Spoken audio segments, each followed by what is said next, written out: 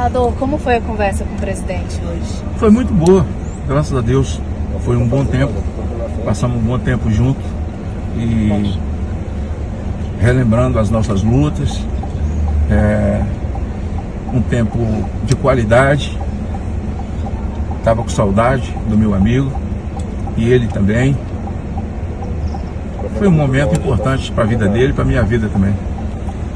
Houve algum diálogo sobre o alinhamento eleitoral para 2026, senador? Não tocamos nesse assunto. Esse assunto é algo que não está no radar nem do presidente, nem no meu que vim falar com ele. Muito pelo contrário, encontrei um homem forte, determinado, consciente, que não cometeu nenhum tipo de crime, que é vítima de uma perseguição, que é vítima de uma mentira, de um inquérito que foi criado para incriminá-lo, sujeito a ser jogado dentro do inquérito, porque destruiu o patrimônio público se nem aqui ele estava. Como é que aconteceu esse milagre? Quando aconteceu em 2016 que o MST entrou e fez uma destruição, quando entraram, Fachin despachou dizendo o seguinte, que Stedley não podia ser culpado de nada porque não estava presente. Bom, se Stedley não estava presente em 2016, como que Jair Bolsonaro pode ser culpado de alguma coisa, de alguma destruição do patrimônio público, se ele não estava presente? Então o que eu encontrei lá dentro foi um homem, um brasileiro, realmente que está vivendo um problema seríssimo, ímpar na vida de qualquer homem, porque ele não cometeu crime, ele não roubou o Brasil, ele não roubou a Petrobras, ele não destruiu as estatais, ele não destruiu os Correios, muito pelo contrário. Na pandemia, o nosso povo não passou fome. Esse homem lutou e trabalhou pelo Brasil. Um cara que tomou uma facada de um filiado de partido de esquerda. Jair Bolsonaro está consciente. Ele sabe que essa perseguição é para tirá-lo do processo político. Isso sim, ele sabe. Agora, o que é que eles querem? O que o sistema quer é que Jair Bolsonaro assine, que ele pegue e faça já o seu testamento, né? E passe o seu patrimônio para quem o sistema quer. Mas o patrimônio de Jair Bolsonaro pertence a ele e ele vai ficar com o patrimônio dele e deve guardar o patrimônio dele, até porque quem está se assanhando junto com essa Suprema Corte que aí está, para querer assumir o Brasil junto com a Suprema Corte, para manter essa ditadura que aí está, querem o patrimônio Jair Bolsonaro, querem o nome Jair Bolsonaro e querem viver debaixo da asa também do Supremo Tribunal Federal. Então, nós não tratamos desse assunto. Mas trataram de quê, então?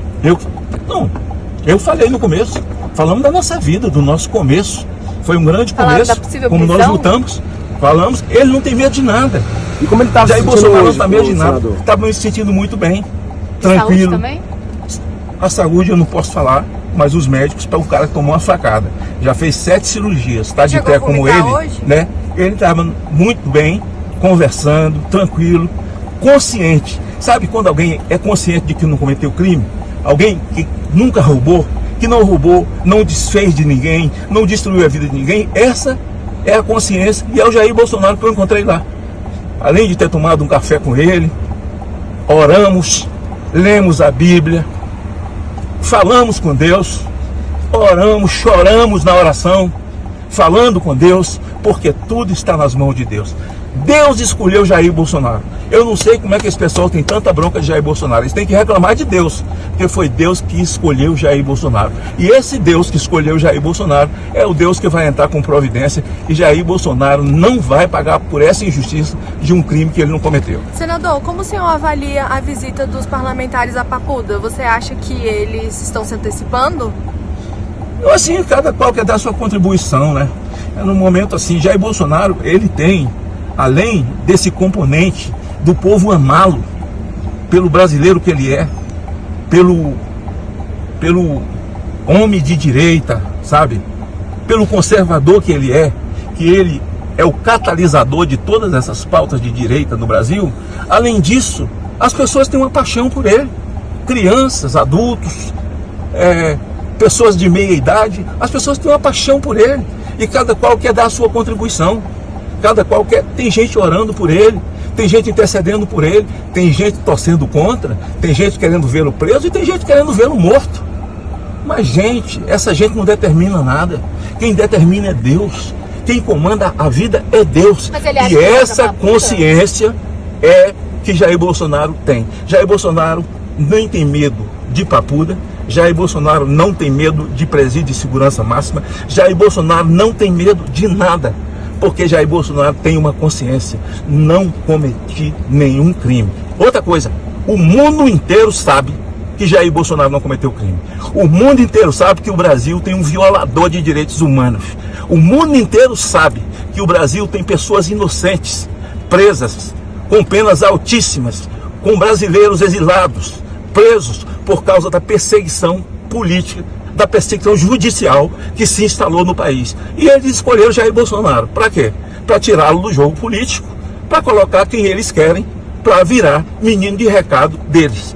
Jair Bolsonaro está tranquilo. Esse é o recado que eu dou a vocês. Senador. Ele está em paz, ele está tranquilo, está conversando bem, falando bem e relembrando das coisas, dos feitos, da transposição do São Francisco, não deixou o povo passar fome na Covid, quem trabalhou pelo Brasil, que tinha um grande um teste maravilhoso de ministros que trabalharam tecnicamente, e ele está consciente. Eu não fiz nenhum crime, não cometi nenhum crime, por isso não posso ter medo nenhum de ser preso. Ele falou alguma coisa a respeito sobre o fim do processo no STF?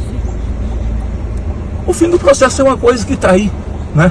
Aconteceu e eu sou o primeiro a vir visitar depois do fim desse processo, né? Então, como tantos de vocês, o povo também quer saber como é que ele está. O espírito dele, se está abatido, se está triste, se está pelos cantos.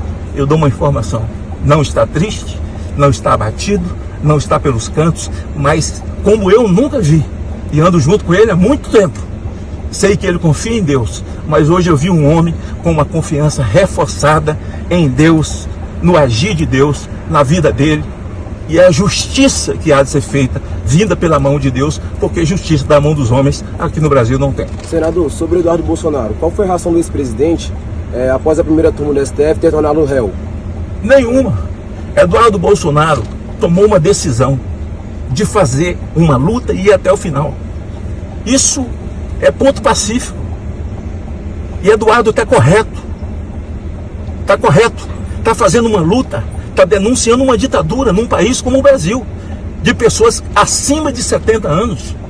E eu as acompanhei, mulheres com comorbidade, na Papuda, na Colmeia. Eu sou senador que estive lá com elas. Diversas pessoas estão sendo condenadas.